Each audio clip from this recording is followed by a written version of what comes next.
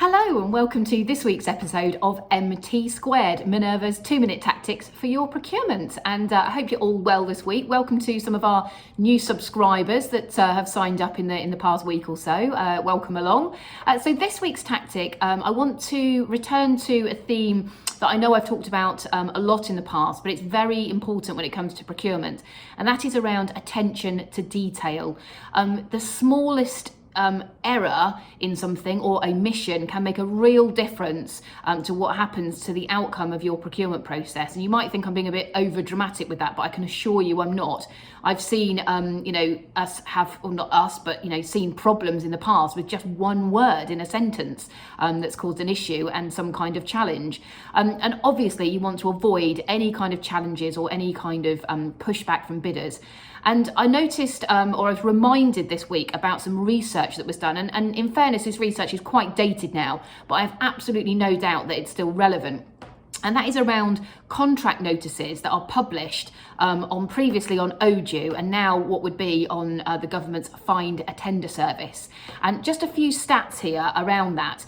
20% of notices were sent under the wrong categorisation. So, for example, confusing services with supplies.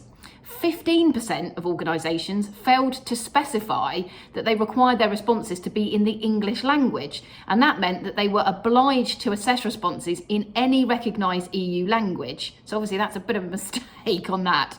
And finally, and this one's quite an important one, is 20% of notices were completed incorrectly in respect of providing options for the valuation of the contract or the duration of the contract. And that's around things like making sure that you detail the whole life value of the contract. So not just an annual value, but the whole life of the contract for any initial period, and any optional extensions need to be included. And when it comes to the duration, again, you need to make sure that you're including not just the initial term, for example, 3 years, but if you've got options to extend on a +1+1, then your duration needs to be the full duration of the contract.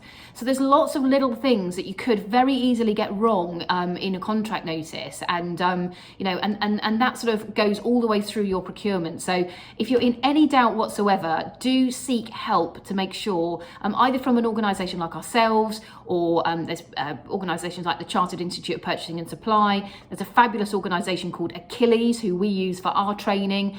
So do make sure that you seek support, because even the smallest of errors could cause you a problem somewhere down the line.